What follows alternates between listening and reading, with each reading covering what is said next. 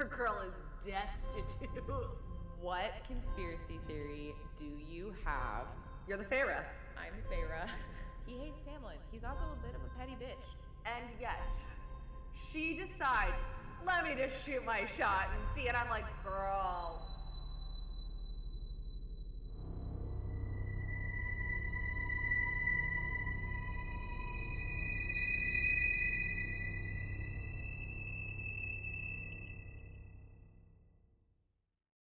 Hello. Hello. Woo-woo. How are you? I'm good. I Yeah. guess. Yeah. Good. It's been like 2 days since we've Yes. seen each other. So we're recording these, listeners. We're recording these next one too, like kind of pretty in a row because Quick. I'm going on a trip Mm-hmm. next week, which I think I'm gonna save that as my Cauldron Save Me for the next episode. But yeah, I'm Nice. going on a trip, so getting a bunch done Yep. all at once. So it's like funny because it's like not It's much. been like 2 days. Yeah, 2 or 3 days since we've seen each other. we still caught up for an hour, Almost 2. hour and a half, It was almost 2. 2 hours. Yeah, Yeah. yeah. Which, whatever. I feel like you and I have a lot of willpower generally in like other areas of our lives, Yeah. but when it comes to like gabbing, that just goes right out the door. Well, and I would actually, when it comes to gabbing, and also when it comes to like gabbing with each other, like there's a Yeah. very specific thing.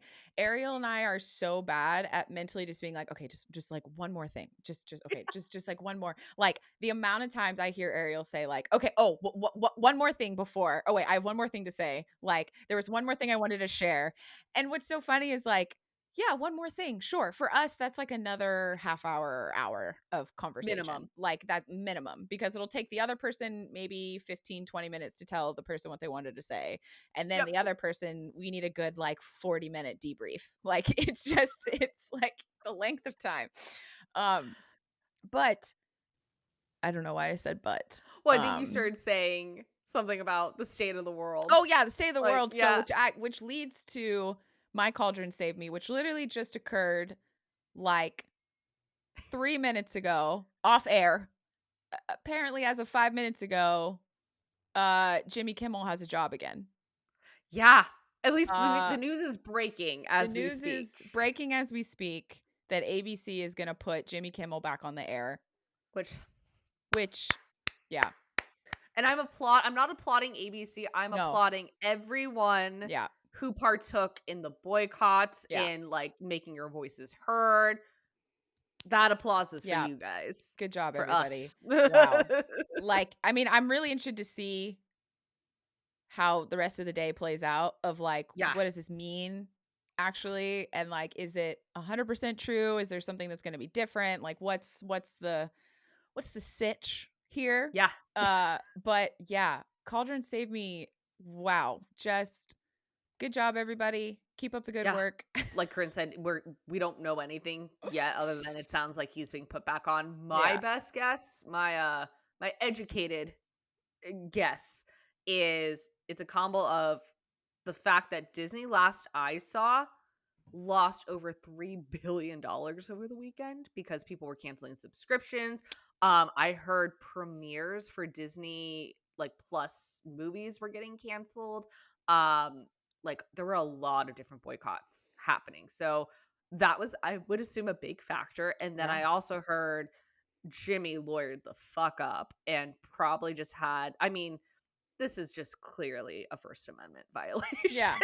So like, yeah, I think it always comes down to money. So it was probably that. So great job, everyone. Yeah, good job, Huzzah. guys. Huzzah. My Cauldron Save Me is for the first time in, I truly could not tell you how long, at minimum a month. Yesterday I had my first full day where I did nothing, no work. I just like okay. When I say no work, I did pack for my upcoming trip, but it was like I had an edible. I was watching like YouTube videos during it. It was actually more fun than anything because I like laid out all my little outfits. I was like, okay, on this day I'm gonna wear this and this and this. So now I don't have to stress for the rest of the week. Yeah. And then other than that, like Dave and I watched some HGTV. I finished watching a true crime docuseries on HBO.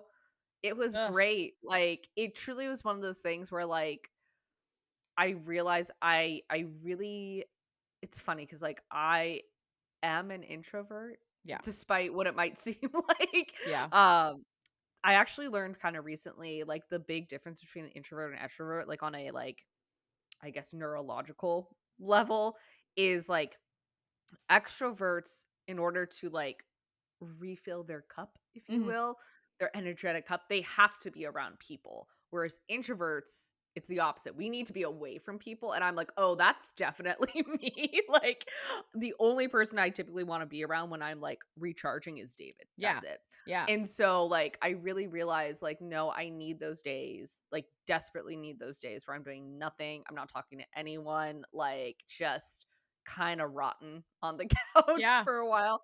And man, it reset my brain. Like, we went to bed early. Like, Oh. it was great. Oh. I love this for you. Oh Thank you. god, you deserve it. That's what Thanks. oh, fantastic. I Yeah, feel rejuvenated knowing that you got that rejuvenating right? day. How lovely. It was Wow. great. That's So, wonderful. yeah, between Oh, that and then just, like, been reading some good books.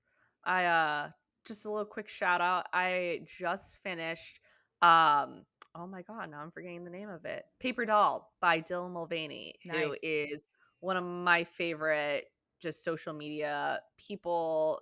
For those who don't know, she, did her 100 no, 365 days of girlhood. She is a trans woman, and we got to watch her journey becoming a trans woman Mhm. that she very generously gave to the world. Yeah. And I highly, highly, highly recommend this book. She is a phenomenal writer. Like, I've read quite a few autobiographies in the past, and most are good, but like this one is like it's top tier. Nice. So, definitely check it out. So, yeah, finished that over the weekend. Oh, Started a new Sylvia Moreno Garcia book, which I love her. I'm reading the Bewitching. She did Mexican Gothic, which is one of my favorite contemporary books. So yeah, nice. it's a nice little weekend. Nice.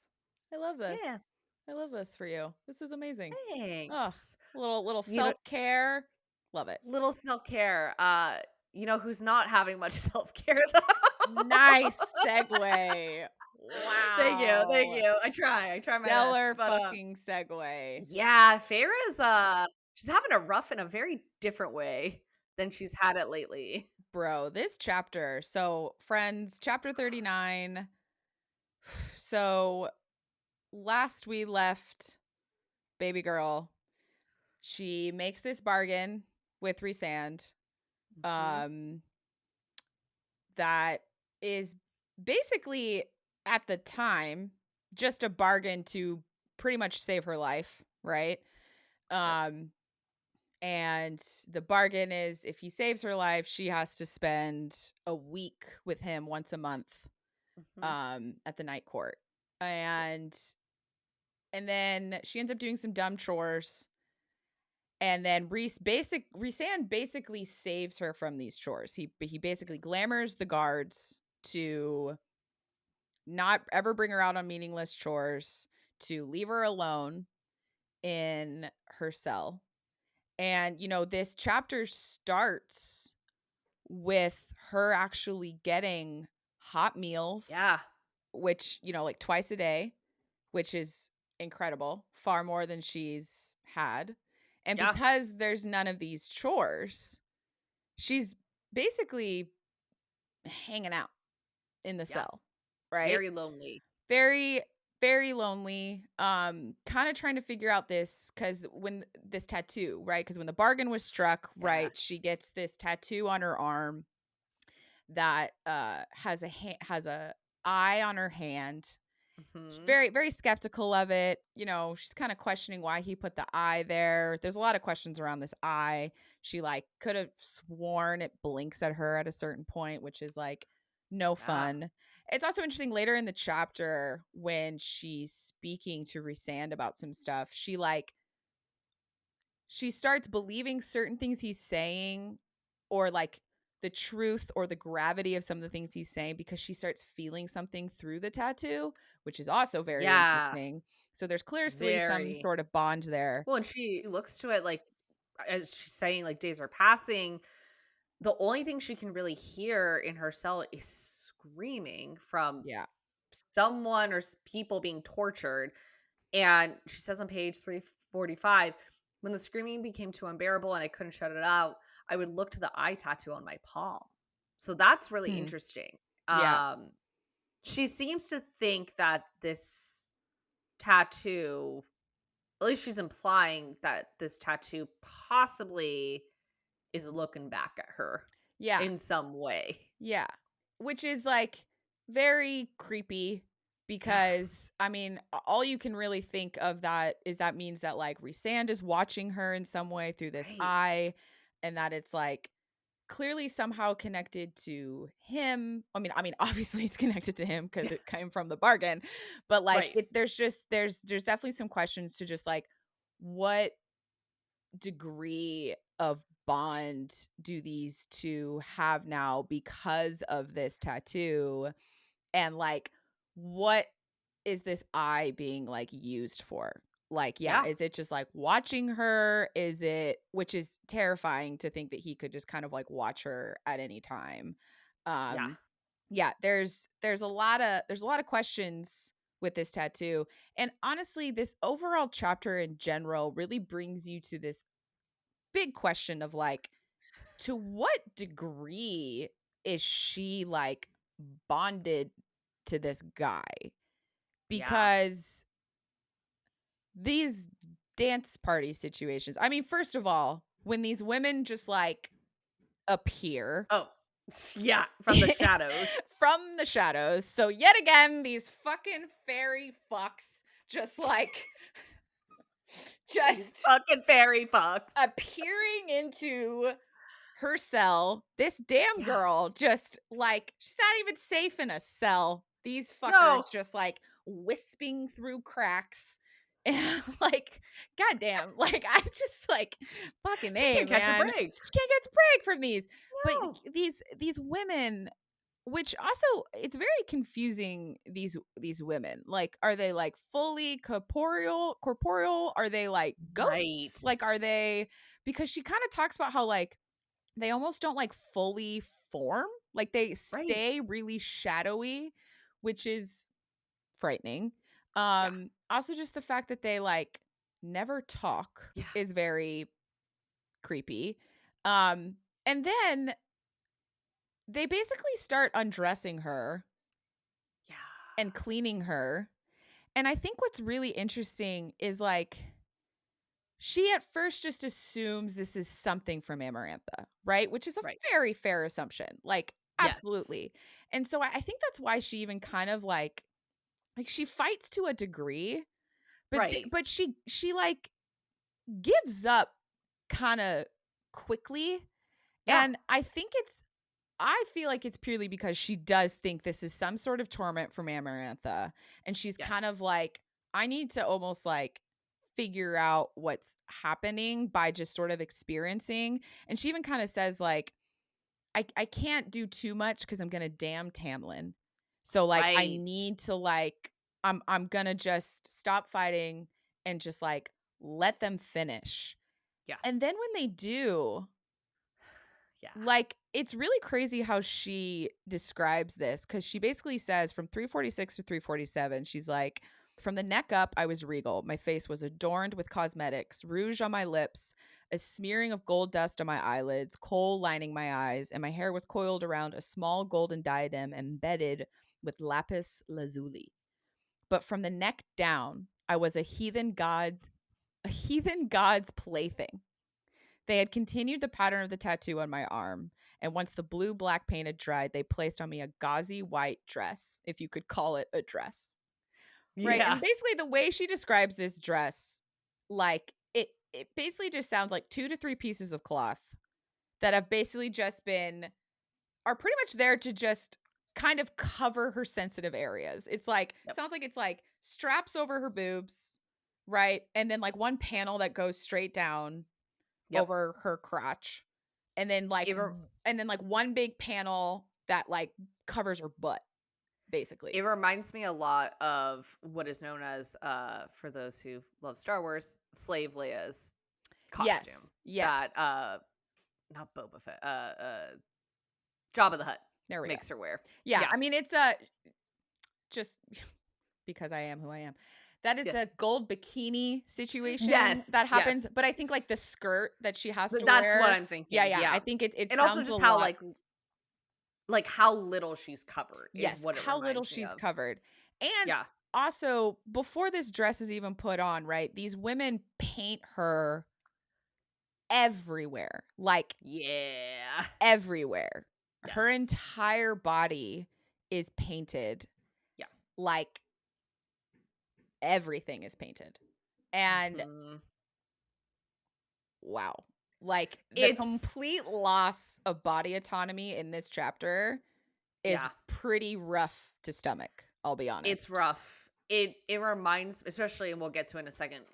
We find out it's not actually Amarantha Right, right, making her do this. right, It's Rhysand. right. It reminds me a lot of a lot of period pieces where like I want to say this might have happened. I could be wrong in Marie Antoinette or like movies like that where it's like you have a woman who is being married off to like nobility or something like that from a different culture and then they like usually scrub her down fiercely and then put her in like more regal attire than she's Yeah, used to. yeah. And it's I have very mixed feelings about this Mhm, because like on the one hand as someone who is all about consent and bodily autonomy this is disgusting. mhm. Like, no matter how beautiful you might look afterwards, like I mean when she talks about the dress, even as little as she's covered up, it's still even less because like you can see through the fabric itself. Yeah, it's like Like sheer white. Yeah. yes. Like, you could see like, nothing is left to the imagination Yes, with this yes, dress, yes. right? And so it's like, that is just so gross. But on the other hand, and we'll get to it once a little bit later when we get to this part, it does well, actually, I think it gets brought up right after this. So when Rhysand comes in, uh he tells her, he like goes up to her, um, and said about the tattoo. He says, "Of course, how else would I know if anyone touches you?" And it says he approaches, and I braced myself as he ran a finger along my shoulder, smearing the paint. As soon as his finger left my skin, the paint fixed itself, returning to the design to its original form. The dress itself won't mar it, and neither will your movements, and I'll remember precisely where my hands have been. But if anyone else touches you, let's say a certain high lord who enjoys springtime, I'll know. So he is like validating this body paint by basically saying, like, it's kind of, he's implying it's for your protection, Yeah. right? And we do know later on, like, she goes to these, not just one, but multiple parties, right? Well, And I I mean, mean, is he really implying that it's for her protection? Like, I feel like he's more just implying, like, this is here so I will know if someone touches you.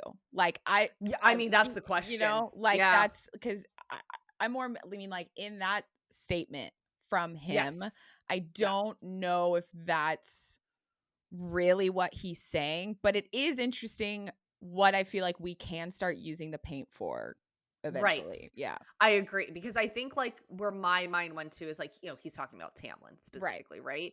But we also know Tamlin can't do shit. Yeah. And he certainly can't do shit at a party where there's a ton of people around them, Yeah. right?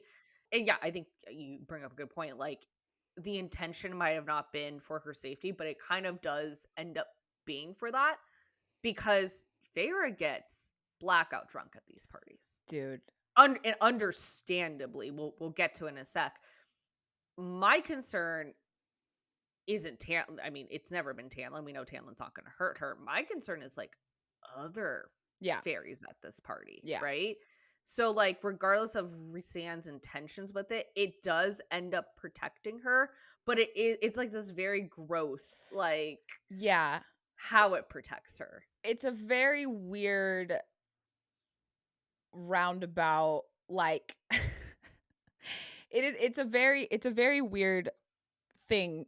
Like, basically it kind of feels like we're sort of like in a like a beggars can't be choosers scenario where it's Yeah. like we're gonna try to find any type of silver lining, and like the Yeah. one small silver lining from this paint Yeah. is that basically, well, we've jumped quite a few steps, but if you're with us, you've read the chapter, so you know what happened. Yes. But like basically the only glimmer of comfort we get from this paint is that every morning when she wakes up and she doesn't really remember the night before, she Yeah. can look down at herself and she can see where she's been touched.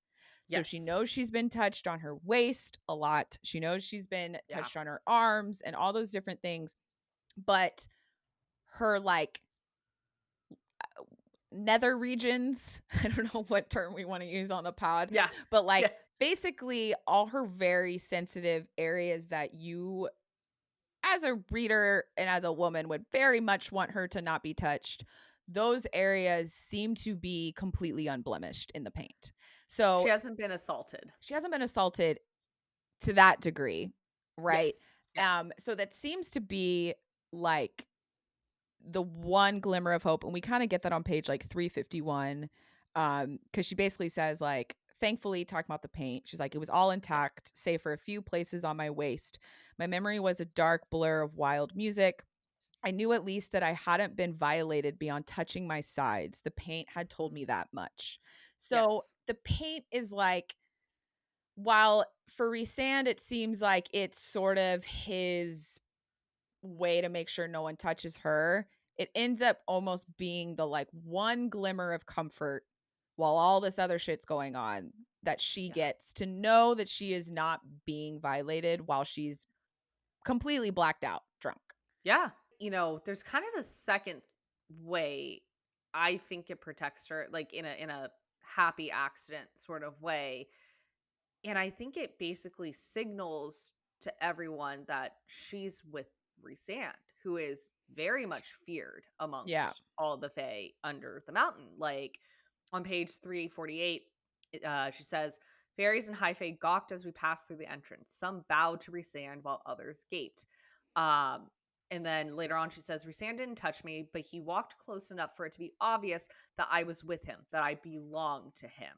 So by merely painting her in this style that seems to be associated with him, and also her walking in with him, people are like, oh, we can't fuck with her. Right. Right. Which, like, this would be kind of the only, or at least the first opportunity for these other fairies under the mountain to fuck with her if they wanted to, because otherwise she's been in her cell, or she's been doing these chores, or she's been in like in the trial, the Yeah. first trial. So like they really wouldn't have any other way to fuck with her except for at this party. And by coming in with him and being dressed and painted the way she is, it does actually kind of protect her in a way. Yeah, but she's only at these parties because of Yeah, Rhysand. Like that's that's so true. That's the other like thing. it's she would not need this if he was Yeah, not bringing her, and I think that's what's kind of frightening about this chapter is we're yeah, really learning more of what Rhysand expects from this bargain. Maybe not expects, but how he's kind of willing to like use it, because she even says like our bargain hasn't like started yet. Like I don't have to right. be with you yet. I don't have to do this. Yeah, And he's like, I want a date. I would like a date to the yeah, ball, please. And yeah, but and you're and you know, she kind of does this thing of just like, wait a minute, like do I are you am I now officially like owned by you? Like what the fuck is going on? Because right. pretty much at this first party, We learned the terms of like how long this bargain is for. right. So like at this first, well, like yes, we learn the terms, but also it's kind of like we start really getting more proof to the fact that she is very much a pawn in trying to piss off Tamlin, Yeah. right? All of And the things, Amarantha, I and think. Amarantha, but all the things that Rhysand like having her dress this way, having her be covered in this paint that looks a lot like her tattoo, which Yeah. one could argue we don't know what like different symbols or colors or something are involved with different courts.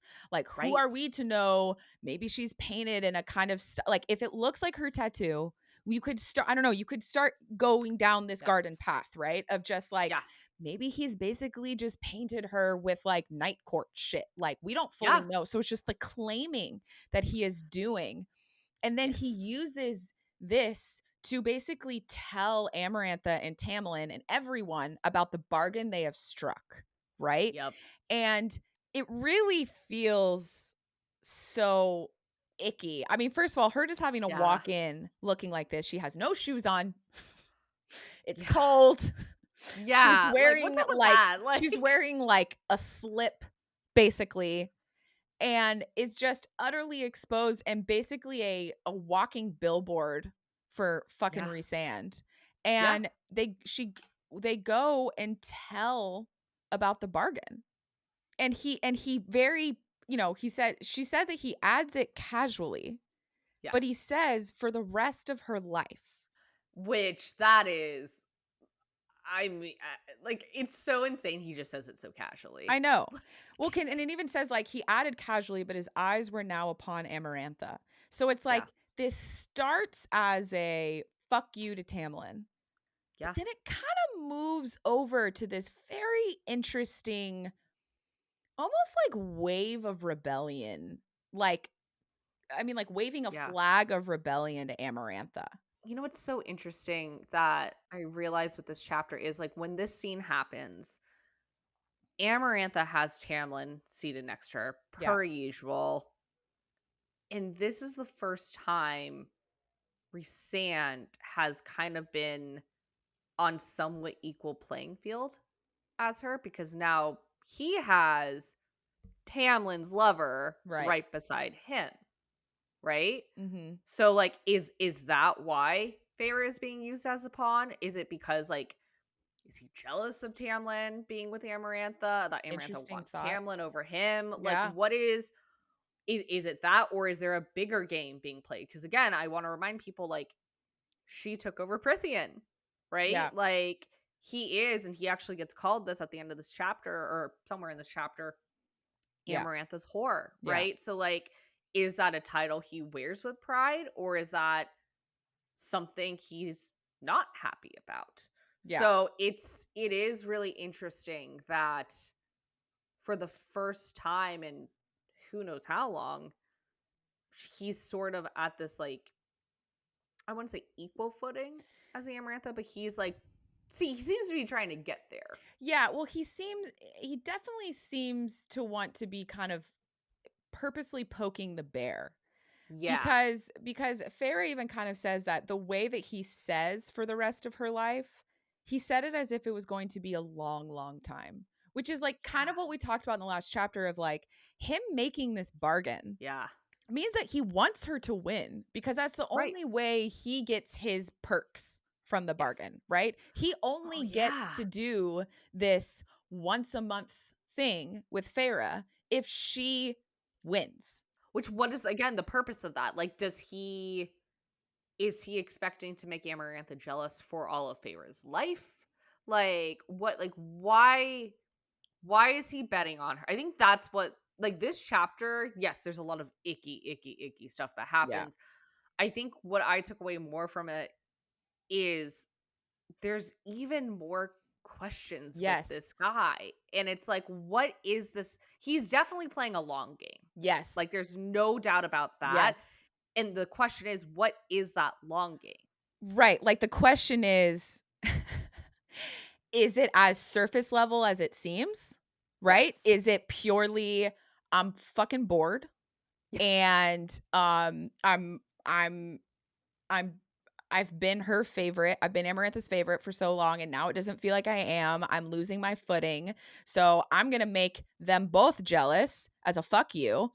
And Yeah. I'm going to see if this funny little mortal lady can win. Cuz Yeah. fuck it, why not? Right? Why not? Yeah. Or Yeah. is it a hell of a lot deeper than that? right? Like there's so many questions here, but like one of the things I got to say is I was in a very very complicated space the last time we all chatted of like Yeah. I don't know how to feel about this guy. Like I'm so confused. I'm kind of starting to get attracted to him. I got to Right. say he really lost me Yeah. Yeah. in Same. this collection. I mean Yeah. in this chapter because bro, every night, every Every night night. like Yeah. there's there just because he kind of started winning me over in the last 2 chapters, right? I was trying to find kind of anything almost. And like the only thing I could kind of think of if he isn't as pure evil as this Yeah. chapter feels, Right. she was going slightly crazy by herself, I was right? gonna The say, yeah. isolation of it all. And Yeah. if he's taken the chores away, then she's getting no time outside the cell. Yeah. So maybe the parties are that, but it's like, do you really have to fucking dress her that way? Do you have to paint her like, does she have to get drunk? Like, why can't she just like be there? Like, Well, why does okay. she have to get fucking wasted? Like, Here's what I will say about the drunkenness. yeah, It is established. So he does give her the first drink, right? yeah, At the first party. But every other time she she gets drunk, it's her. she She takes like it. she not only takes it, like she like seems to seek it out. Yeah, So I this is not to defend all the other shit he does, but I because I had the same thought too as you did of like she was starting to go crazy. I mean, we have to remember she's basically in solitary confinement yeah, because not only is she like in a cell sequestered away from everyone else, but like when I say solitary, I mean like what we think of today as solitary confinement because they're under the mountain. yeah, So she can't see the outside, yeah, right? Like I maybe she has some bars she can see through, but that's about it. yeah, No one's coming to check up on her. Like doesn't seem I mean, we get Lucian thankfully in yeah, this chapter, but we before that, we don't know how long it's gonna be before someone checks up on her. And, I'm just thinking of like I think I mentioned before, I'm very much a true crime yeah, girly here. Like I've seen the real effects of solitary confinement and yeah, like I do think that like that's some shit you can't come back from, yeah, right?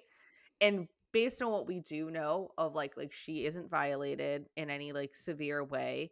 Um, she's getting drunk pretty much on her own accord from the sounds of it. I do actually think these parties are probably better for her than being in solitary, to be honest. yeah. But yeah, I don't know. But I mean, but it's still like I the from the Rhysand that we have been presented and been with, yes. like, I'm highly doubting that he's sitting there and being like, "Oh, I wanna get her out of there." Like, I don't know. Right.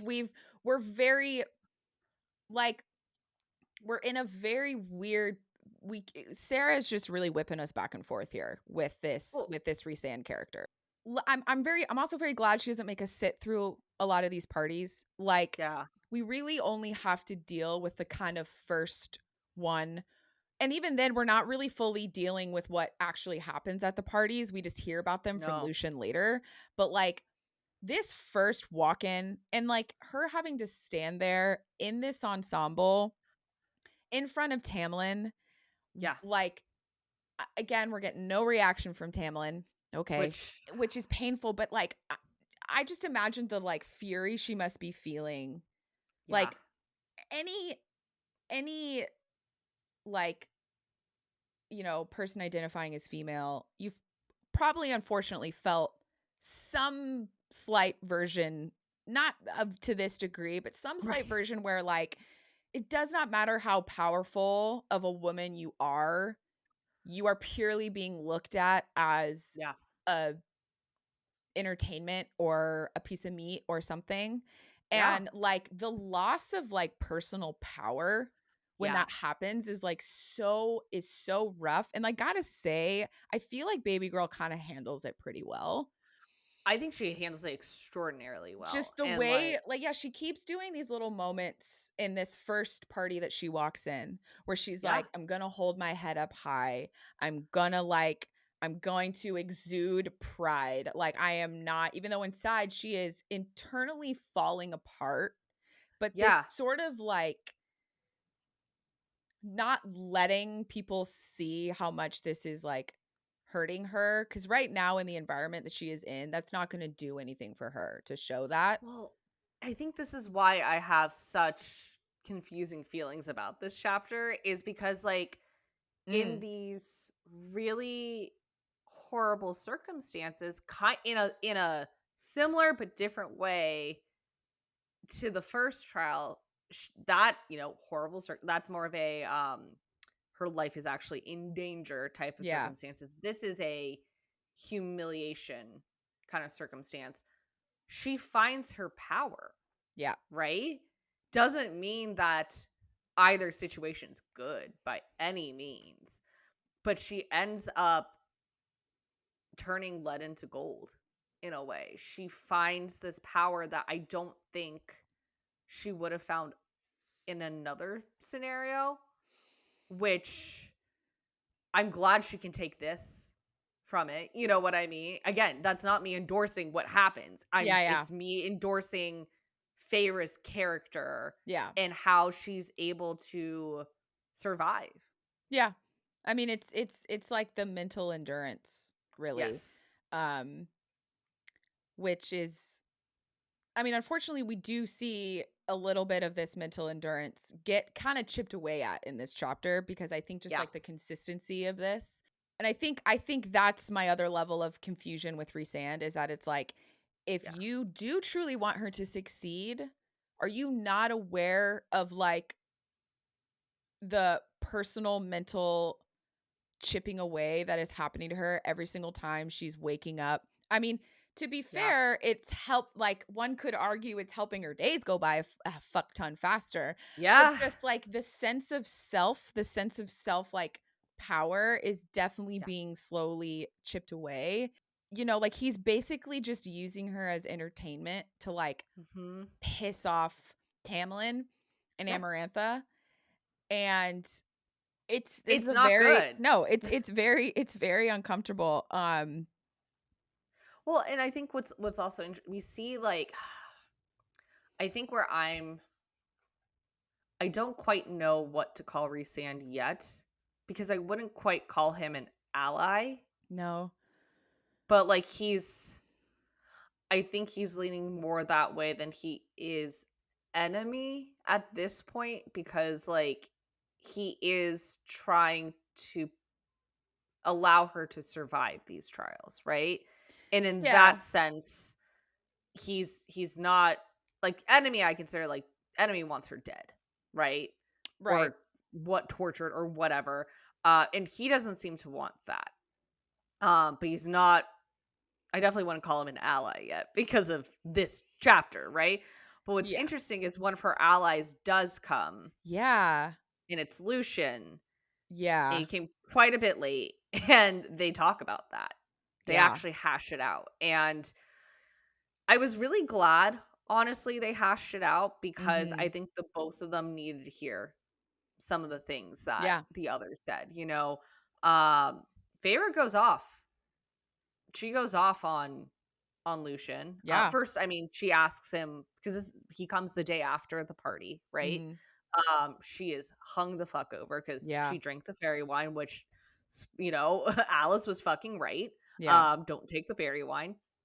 So she asks Lucian what happened, and asks who did it to me, and he says, "Who do you think?" And Mhm. her first question is, "Did Tamlin see it?"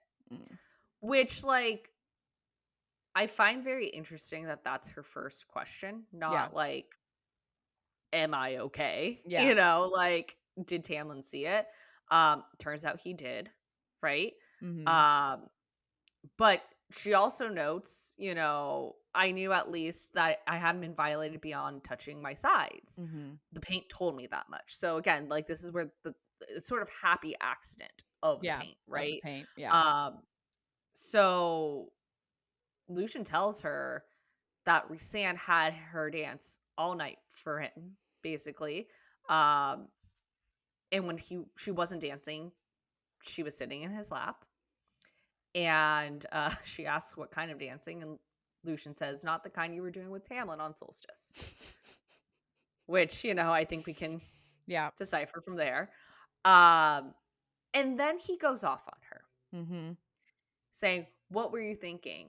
Didn't you know I was going to come? I would come as soon as I could, right? Which I'm just like, Lucian, like, bro, take a fucking seat. Yeah. And I'm so glad that she goes off on him, because she Me then too. says, I was dying. I had a fever. I was barely able to keep conscious. How was I supposed to know you'd come? That you even understood how quickly humans can die of that sort of thing. You told me you hesitated with the Naga, which brings up a very fair point. Because at this point, I think, and I think this is kind of why I bring up the question of allyship. Like, what does an ally mean? Yeah. Because Lucian, while, like, I think we've considered, and I do consider him an ally by all means, but he, at the very beginning of this book, made his feelings very clear about Feyre, which is he doesn't like her. Yeah. Now, I think he has grown to like her by this point. He makes that very clear in what we'll get to in a second.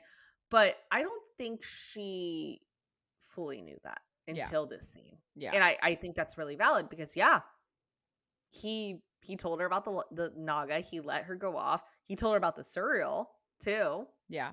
So he kind of has set her up in the past to fail, and thank God, because of the survivor she is, she didn't. And, his first thing he says in reply is, I swore an oath to Tamlin, which isn't, to me, exactly that reassuring. No. Because all that means is like, yeah, I'm doing this for my bro. Yeah. I don't really care about you. She then says, I had no other choice. You think I'm going to trust you after everything you said to me at that manner? And then Lucian says, I risked my neck for you during that task. Was that not enough? You offered up your name for me. After all that I said to you, all that I did, you still offered up your name. Didn't you recall that? Didn't you realize I would help you after that, oath or no oath? So, like, they're having this very big kind of heart to heart, but it feels in a very sibling type way. Yeah. I'm just like, well, you did this. Well, of course I'm going to protect you because you stood up for me. Like, Right. It's kind of a bizarrely lovely scene in this way of, like, they are realizing how much they're going to help one another and stick up for one another. And I think Lucian does really prove himself to her in that way. And at this point we also know, because of Rhysand, that Lucian was severely punished by Amarantha after he, during the first trial said, to your left to Feyre.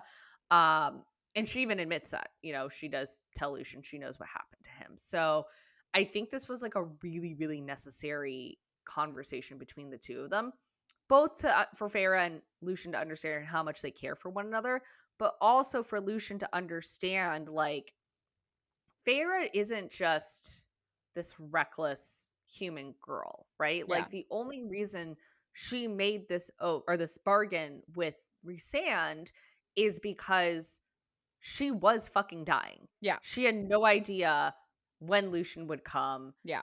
If he wants her alive, this unfortunately was necessary. Yeah. Well, and we also learn within this conversation that this coming to her after the party is the first time Lucian could move. It is the first time he could have come because fucking Amarantha used his own healing power against him to slow down the healing process. Yeah. So even though the Fae are supposed to have really quick healing abilities, she basically uses that against him to make the healing process close to what it could have been for like a mortal, basically. Yeah. So, and she even after they kind of talk about this, Feyre kind of notices that the way he's moving is very like, it's rough. Yeah. It's rough. So what's kind of funny to me is Feyre was right. She was right. Like, she would have been dead if she had waited for him to come. Because at this point, this is what, like 3 or 4 days after the bargain. Like, and the you and I in the last episode we're talking about how like the night of the bargain, she probably had 12, maybe 20 hours left of living, Yeah. right? Yeah. And so like, yeah, so she was right to make the bargain. I think that's what's Yeah. kind of like like funny almost in a sick sort of way Yeah. is you actually get this confirmation of like, oh yeah, no, she had to have or she would have died because Lucian literally is just now able to help her. So Yes. it's we get a lot from this conversation, right? Like we get a lot of information just in the sense of validation that she made the right choice. Mm-hmm. Unfortunately, he has to play the role of that friend the next day after you drank too much who reminds Yeah. you all the things that you did, which isn't Yep. fun. Um but we also get this one moment about Tamlin I was gonna that bring this up. yeah, that is rough. Yeah. Because basically we realize like, Lucian's little moment of being there is kind of like gone, right? Like he needs to leave. And she kind of uses that last thing to be like, wait, like, is Tamlin all right? The spell Amarantha has him under to make him so silent. And Lucian goes, there's no spell. Hasn't it occurred to you that Tamlin is keeping quiet to avoid telling Amarantha which form of your torment affects him most? Yeah. And then Lucian says something very interesting. He goes, he's playing a dangerous game, though. We all are. Yeah. So I think this this brings up a lot. it brings up a lot. It's confirmation for kind of what we've already kind of been, I don't know, assuming, hoping Yeah. wasn't true, but assuming. And I think Lucian's statement of he's playing a dangerous game, though, I think is a really important statement because Yeah. I feel like it's Lucian kind of like almost saying like I'm with you guys on the frustration. Like Yeah. it kind of feels Yeah. like it's his little way of being like it's he needs to be careful because when I read this quote, one of the first things I thought of was, well, couldn't that then mean that Amarantha is just going to keep trying worse things to Yeah. get a reaction out of him? Like Yeah. this could, and while I get it, I understand, but this statement of it's a dangerous game, I feel like is so fucking real because it's like that's a real tricky line to find, brother. I can't even begin to put myself in Tamlin's shoes, honestly, because it's Dude, it's truly damned if you do, damned if you don't. I know. Because yeah, like that's a great point. If he's not going to give any indication what hurts Feyre the most, she's going to keep trying stuff. But is that better or worse than giving away what hurts Feyre the most, right? Yeah, Because that is like definitively going to hurt her. So, yeah, whereas at least with him not giving away anything, she at least stands a chance, yeah, you know? yeah, Um like with the first task, like she thank God it was basically a hunting task, yeah, because she's a hunt. I mean, Amarantha says it, I know you're a hunter, hunt yeah, this, right? Um she survived that. yeah, So, which I mean, so many questions about what the next task is. dude, That's going to be insane, I yeah, think. I think where I get a little frustrated with him with Tamlin. is with Tamlin, yes, is I almost think he's being too much of a white knight, if that makes sense. Of like, Interesting. Yeah, yeah, because at any given moment, whether it's during a task, during one of these parties, in her cell, she could die. yeah, And her last memory of him will, up until at least this point, will be he's pretending he doesn't even know me. yeah, And that is devastating. yeah, But then on the flip side, it's like he's trying to not even yeah, allow a goodbye to happen because that would mean she dies, right? yeah, So it's Amarantha is, if nothing else, phenomenal at dude. creating impossible situations. Yeah. Like, and I mean, this is really dark, but Yeah. like the fact that the dude is like still alive is just No, like truly. shocking because the situations that Amarantha has put him in have been such gnarly scenarios. And like, yeah, this one, I mean, I think you said it perfectly. It's like damned if you do, damned if you don't, because it makes so much sense that Tamlin is just like, I feel like the only thing I can do is inaction. I feel like the only thing I can do because when you're dealing with a volatile enemy like this, Yeah. like we kind of talked about it earlier when we first met her, like it's scarier when your villains are like unhinged Yeah. because there's a level you'll never really know when they're gonna like spout off. Right. And so I just the exhaustion and the pain that this has to be on Tamlin is just like so Right. unbelievably rough. Like, and seeing Feyre, I mean, Feyre, she's like, we clearly know that Rhysand and Tamlin are not cool with each other, right? No, very much And enemies. and Tamlin having to watch this happen every night, like that is so fucking brutal. And Yeah. knowing that if he were to respond, Amarantha may make it worse. Rhysand Mhm. may make this worse because we don't fucking know where we know he wants her to live. That's basically like the only thing we can confidently say about Rhysand. We don't know for what We don't purpose. know for what purpose. And Yeah. so it's just like Tamlin, this is such a poor Tamlin. Like this is just such an awful scenario. Poor talent, but then, it's funny because like the other side of me, like the more social justice inclined side of me is like, well, silence helps the oppressor, right? Yeah.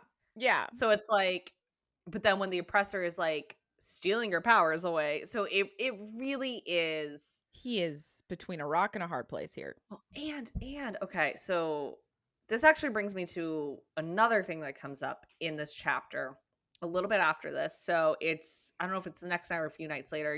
Feyre keeps going to these parties Yeah. per Rhysand's request. Um, so they have this moment where they're kind of like bickering with one another, right? Um, Rhysand actually tells her your second task is tomorrow. Mhm. He says, "Aren't you going to beg me to give you a night with your beloved?" Right?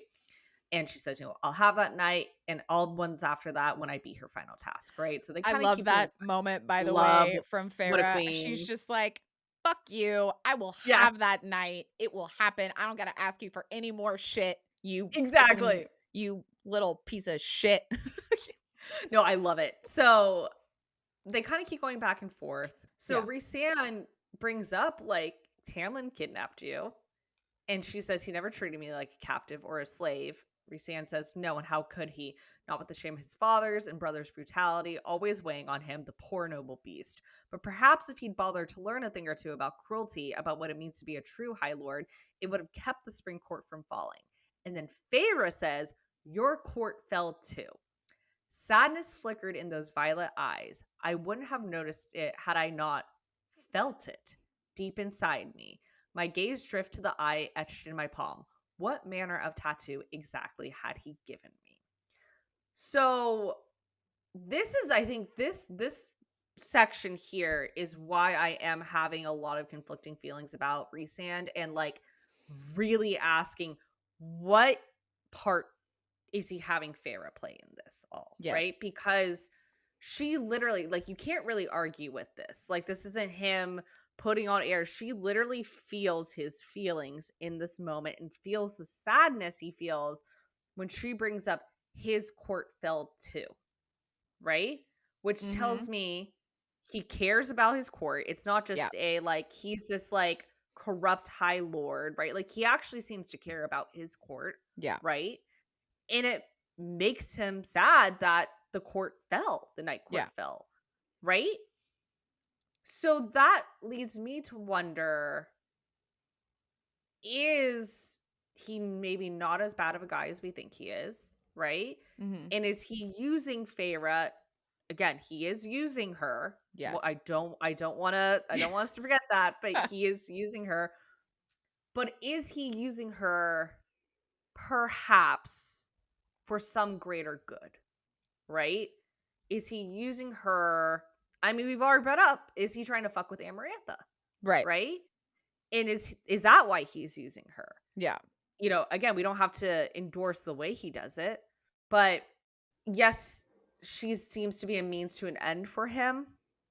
But if those ends are for something good, Well, but you know? I feel like we start getting into th- this is really hard to not make a comparison of what Tamlin was doing with her.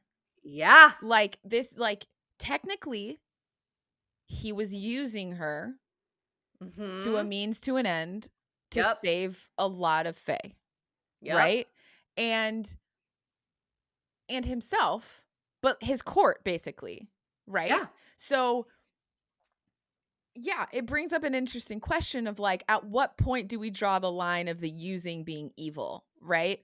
Right Yeah. now, this feels very obviously evil because of how he is using, like how Tamlin was using her was a much nicer way. Um, Real gavel gavel, was it? He kidnapped her. yeah, he Like kidnapped he her, but he he didn't then make her parade around as like a private dancer. No, but he did make her wear dresses, which she also is I mean, again, they're Okay. they're much more modest dresses, Well, but I'm just, to I your mean, point, I think. yeah, but I mean, I feel like the comparison of it is like one feels so obviously more, Yes. violating than the Yes. other one. Whether we can, I'm Absolutely. sure we could sit here and discuss the insidiousness or the possibility of, you know, but Yeah. it is a very interesting comparison that I feel like you bringing this quote up, like it's a very fast, it's like yet again, she is caught up with a high lord who potentially could be using her to be the means to an end. And so it is Yeah. a little interesting, this comparison of these two males. Yeah. Tamlin used her in a romantic way, right? Because like the whole curse is she has to say "I love you" Yeah. to him. Rhysand is using her in a very sexual way, Yeah. right? So is Yeah. is there is there like a one-to-one kind of thing going on here? Like, It's you interesting. know? Yeah, I don't think I'd ever thought about this kind of comparison actually. Of how like Yeah. weirdly, because it also feels like Tamlin fought his a little bit longer, like Yeah. fought him using her, like, it kind of feels like they kind of fell into a situation a bit more, kind Yeah. of. I mean, he had to kidnap Yeah. her in the first place. Right. Um, but it is interesting how she's like yet again kind of just like in Yeah. this kind of like rock and hard place, honestly. Well, it just makes me go, is like Feyre seems to be very important. Yeah, bro. It's so Like, weird. Like she has found herself, and it's really funny because it makes me think of like a quote that she says earlier in this book mm, of how like she just like has no desire to like get involved with like kings and queens or like something yep. like that, and like here she is Here right she smack dab in the is. middle of something. Yeah. Like we don't know Yeah. fully what's Well, happening. it's that classic like people who don't want power, Yeah, typically like kind of end absolutely. up being the best Yeah. leaders. I mean, right now she's not. She's just fighting for if she ends up saving Tamlin, who knows? Yeah. Like, Yeah. like who knows what'll happen. But like, yeah, it's funny, yeah, I hadn't thought about it until like I just started saying it. Either there kind of is this bizarre one-to-one, almost Yeah. one-to-one comparison. And Yeah. now it has me thinking like what is more traumatizing to her at the moments they happen to her? Getting kidnapped by a fae at a time when she thinks all fae want to kill humans and taking her back to Prithian, or this fae high lord who's evil dressing her up in a very sexual outfit and parading her around under the mountain. Like which at the times that they happen, which was more traumatizing Right. to Feyre? I'd be Right. very curious to know. I mean, I would argue that probably the shit under the mountain, because I feel like the times, I mean, okay, I guess you're saying like in the moment, because I was gonna say like the Yes. trauma of what Tamlin did led her to a male that she loves and a male who loves Right. her back, you know? Right, But right, I right. see what you mean, like, in the precise moment, what Yes. yeah, it's an interesting thought. I also think it's interesting that there's this comparison, that we can make this comparison between Tamlin and Yeah. Rhysand, when Rhysand clearly hates Tamlin. Like, this whole comment Right. about, um Tamlin's father and brother, and like them being brutal and them being these villains and them being Mm, these awful, like it's a kind of this little switch almost where you're sort of like, well, wait a minute, like we have been led to believe that you're kind of this like horrific monster, right. and you know, while we keep going back and forth, you kind of keep doing things to sort of continue that narrative a little bit. Yes. But Yeah. now you're the one complaining, but now you're the one talking about how horrific Tamlin's family was. And yes, we know that his dad was pro-slavery and all this stuff, but we've also been led to believe that, so as the Night Court, so was Rhysand. Mhm. So Right. it's this very like, it's a very weird little kind of outburst that he does that is actually, It's telling. it's telling. It's very telling. What it Yeah. quite tells us, we're not 100% sure, as like the more we dig with Rhysand, the more questions that we get. But it does, you it makes you be a little like, and because it's such a kind of like childish outburst, Yeah. it makes you to believe what he's saying is true, more truthful, right? Yeah. Because it's not, it doesn't feel like one of his sort of calm and collected moments that he's very good at. It feels a little bit Yes. of like a, well, yeah, like Yeah. it feels like that, which means he truly believes that Tamlin and his brother were, or Tamlin's dad and brother were cruel. And this actually brings us, I think, perfectly into the very end of this chapter Yeah. where we have even more questions about Rhysand Dude, because of this summer court lordling, right? and actually really right before we get to that, Yeah. before we leave this little Mm, moment, yeah. there is this exchange between Rhysand and Feyre that is wildly confusing, right?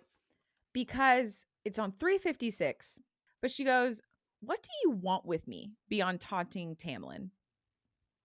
And he's like, taunting him is my greatest pleasure. And as for your question, why does any male need a reason to enjoy the presence of a female? Blah, Yeah. gross, right? And then she says, "You saved my life." He says, "And through your life, I saved Tamlin's." Yeah, what the fuck is that about? And then she goes, "Why?" And he says, "That, Feyre, is the real question, isn't it?" Yeah. He's just in the same breath said taunting Tamlin is his greatest pleasure, yet he admits to Saving Tamlin's life. needing to for some purpose. Like, And what is why? and this whole wink and that is the real question kind of feels like that's his little way of being like, I want you to think on that. Like, I want Yeah. you to consider what this all means. Yeah. Dude, really, I'm so really, glad you brought this up. really threw me for a loop, because it brings us Yeah. back to this like, okay, wait, so like, is he, should we kind of like him? Like, is he helping? Or like, it almost feels like he's kind of trying to be like, yeah, so like, you know, remember me, like, remember that I did that, like, which, why would he want her to remember that, like, This might be bold to say, but I'm going to argue this is perhaps the most cryptic thing said in this entire book so dude, far.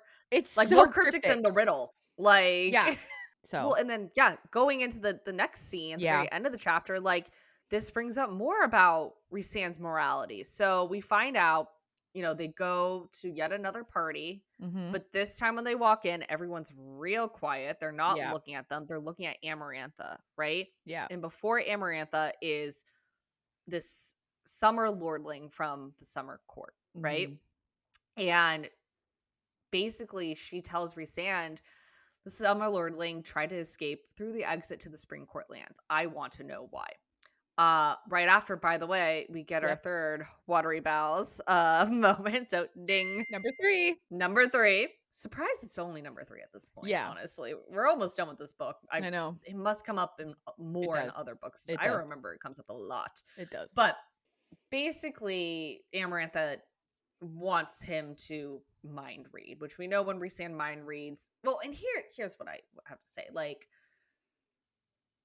we don't quite know all the nuance to his mind reading, because when he just mind reads, not shreds someone's mind, just is reading their mind, it's always described as, or at least Feyre always describes it as, like talons kind of like caressing or like Yeah. doing something to your mind. Yeah. But it doesn't seem to hurt. Yeah. Or at least when he does it to Feyre. He seems to do it to the Summer Lordling. And Feyre remembers something very important on page 357. She says, Summer was one of the courts that had rebelled, I remembered. So this was a new, untested High Lord of the Summer Court she's talking about, who had not yet had to make choices that cost him lives. Okay? So... And she's not talking about the guy on the ground. She's talking about just for High our Lord of Summer readers, it's the High Lord who is watching one of Yes. his noblemen crouching on the ground. Yeah. Yes. And he the High Lord of the Summer Court, who's watching this, seems scared. Yeah. Right? Yeah. And it could be just simply one of his noblemen is about to be probably killed. Yeah. Or we do know he gets killed. Or it could mean something else as well. Right. So Rhysand reads his mind and says to Amarantha on page 357, he wanted to escape to the Spring Court, cross the wall, and flee south into the human territory. He had no accomplices, no motive beyond his own pathetic cowardice, which is interesting, like totally his own free agent, it seems like. So right after this, Feyre notes, but out of the corner of my eye, I saw the Summer High Lord sag a bit, enough to make me wonder what sort of choice Rhys had made in that moment he'd taken to search the male's mind. So then Amarantha tells Rhysand to shatter this nobleman's mind, and he can do whatever he wants with the body afterward. But Rhysand doesn't do that. Instead, it's described as on page 358, the fairy male's eyes went wide, then glazed as he slumped to the side in the puddle of his own waste. Blood leaked from his nose, from his ears, pooling on the floor. That fast, that easily, that irrevocably. He was dead. Then Amarantha says, I said shatter his mind, not his brain. So Rhysand didn't kill this guy in any sort of painful, or at least extraordinarily painful. He seemed to do it quickly and fairly painlessly, right? Yeah. And I didn't write it down, but I think the High Lord of Summer seems to kind of note this. Certainly Feyre does on page 359. She says, I wondered whether anyone but he and the High Lord of the Summer Court knew that the killing had been a mercy. Yeah. I was willing to bet that there had been others involved in that escape plan, perhaps even the High Lord of the Summer Court himself. Yeah. Which brings up a fuck ton of questions for me. Yeah. Because I think she's right. I think she's absolutely right. I think at the bare minimum, he had other accomplices. And based on how the High Lord of the Summer Court was acting, I think whether or not he was going to try and get out, or he just knew about the plan and was an accomplice in it, he definitely seemed to be involved. And my question is, why is Rhysand not telling Amarantha that? Yeah. There's a lot, like, this chapter is such a fucking roller coaster when it comes to how you feel about Rhysand.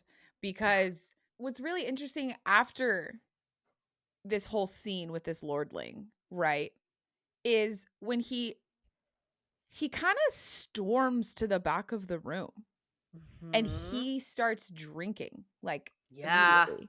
And even just the whole scene in general too, of like, you can tell he is not super pleased he's being beckoned. He is not, I mean, there's like also there's this kind of side thing of just like Lucian's brothers, like kind of just being these little like lap dogs, just like ready to fuck with Feyre anytime. It's just like really gross and annoying. And like, but there is a very different Rhysand, I think, that we see that kind of comes up to Amarantha, because this kind of like snarky, swarmy, self-confident, um, kind of little flirtatious character is kind of nowhere to be seen in this moment No, with Amarantha. And no. while he puts off he does his hands in his pockets, like he puts off this vibe of ease. Yeah. I feel like we still see a shift. Like I feel like we see a different Rhysand than what Feyre has been getting, which is another little note in the weird list, right? Like it's a little bizarre that we as readers are kind of starting to clock that there's a certain style of Rhysand that potentially only Feyre is seeing, which is weird. Um Weird. and the other thing with this scene that I think is actually important is this Mhm. reminder of how other fairies view Rhysand. Yeah. In that this lordling starts crying more when he sees Rhysand coming forward. I Yeah. think it's really important that we remember how long Rhysand has been this fairy Yeah. under the mountain. Mhm. He has been doing shattering minds or whatever long enough that there's a reputation, and that Yeah. him purely just appearing is terrifying. Yeah. And so just the reminder of his power and his overall just all of it is really quite scary. And so kind of brings you to this list like these 2 to 3 pages is like a whiplash, because all of a Yeah. sudden you're like, fuck, right? This guy is like a really big deal. Him Yeah. just appearing is terrifying to people. But then Mhm. this like I agree. I think we're supposed to very much believe that Rhysand is purposely not sharing everything. Yeah. And the fact that he did a mercy killing is also very whiplashy. A mercy killing that seems to get to him, right? Yes. But guess who it doesn't seem to get to, or Yeah. at least in a way that is visual, is Tamlin. Yeah. So on page 358, it says Tamlin hadn't flinched, not a muscle.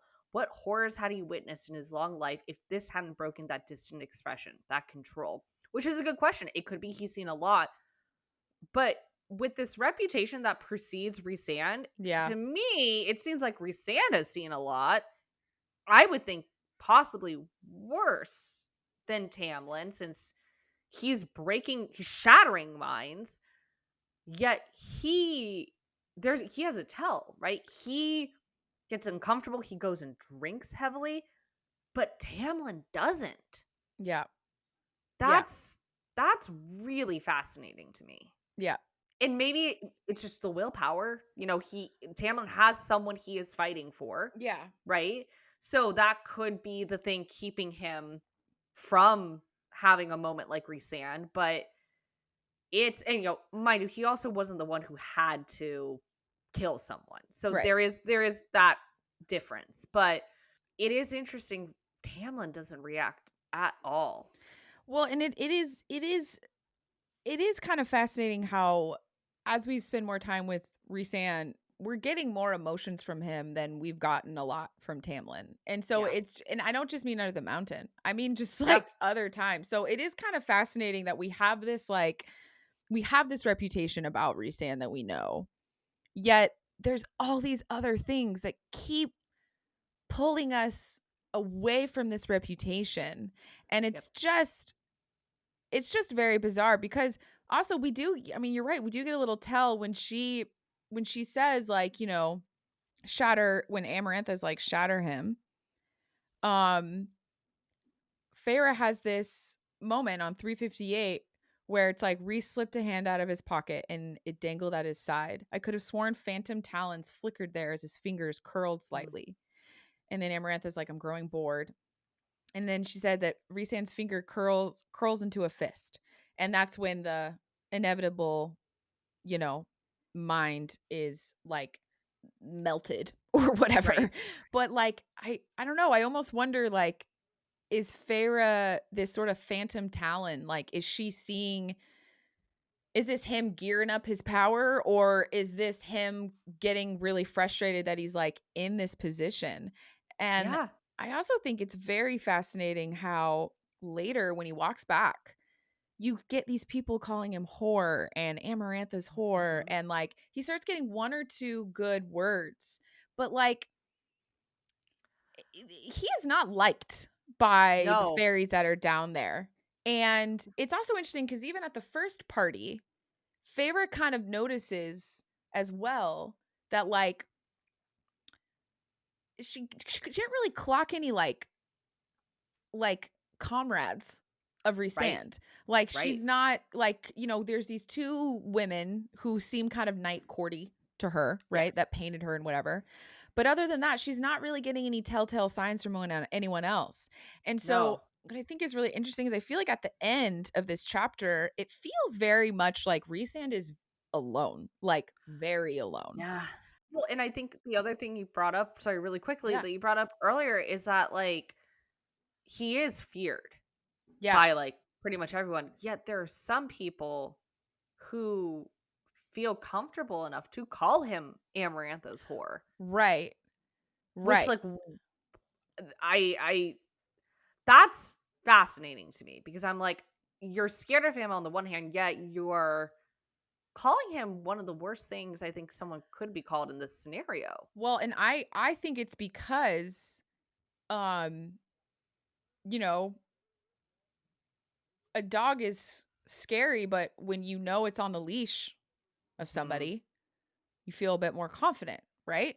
Yeah, So for true. me, I feel like that is such a sign of kind of people sort of being like, we're very aware who pulls your strings. Yeah. And so unless I piss her off, Yeah. then I'll be attacked. But you're not going to do anything to me on your own. Like it feels like Yeah. a power thing too. So like I just like I feel like the beginning to middle of this chapter you're like fuck this guy. Yeah. And then at the end you're like like literally I'm now starting to view Rhysand a little bit like a Draco Malfoy.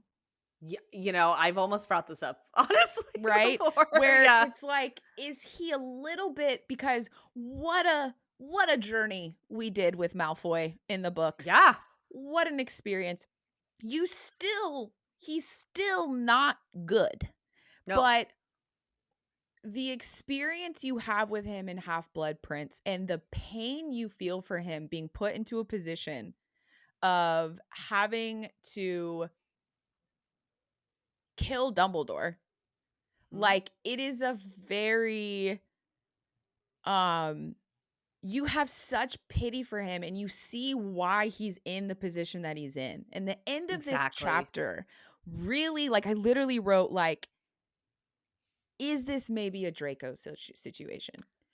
Well, favorite does remind us the night court fell in this Yeah. chapter. She reminds us that. So I wonder if we are going to kind of in a Draco Malfoy type way um get sort of answers as to why Rhysand is, to quote these fairies, Amarantha's whore, you Yeah.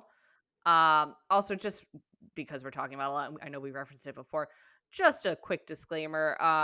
We're referencing Harry Potter and we Oh. fully know well that Oh. JK Rowling is a turf. No, I know. It's hard. I mean, look, like it's such a big thing in our pop culture that it's hard Yeah. to not reference, especially in regards to fantasy. Yeah. We do not support JK Rowling. She's a horrible, horrible For a turf. character comparison, it just feels Exactly. kind of right because it's like he is this villain for so long Yep. and still kind of stays that way but has some few redeeming moments, and it's more that you Yeah. kind of start realizing like he was a product of his nurture. And so Yes. Yes. it's a question of is Rhysand maybe much like we've kind of seen Tamlin as a product of his nurture. Yeah. There's an element of Rhysand of like and it is much like that other character that I brought up of like, of not that it excuses the behavior, Right. but could we possibly come to understand the behavior a bit more? Yes, Yeah. exactly. It explains it. Yeah. Well, on that note, Yeah. so next week we will be reading chapter 40. We are coming to the second task, Second task. which excited to see what this one is. Yeah. Excited and scared. Yeah, this was a whiplash of a chapter, so we're gonna see how this next one is. In the meantime, we would love it if you rated, reviewed, and subscribe to us on Apple Podcasts, Spotify, and YouTube. It really, really helps us get out there. You can also follow us on TikTok, Instagram, and Blue Sky at Cauldron Save Us Pod. And if you have your own theories, if you just want to rant about this chapter, whatever, you can email us at cauldronsaveus@gmail.com. Yep.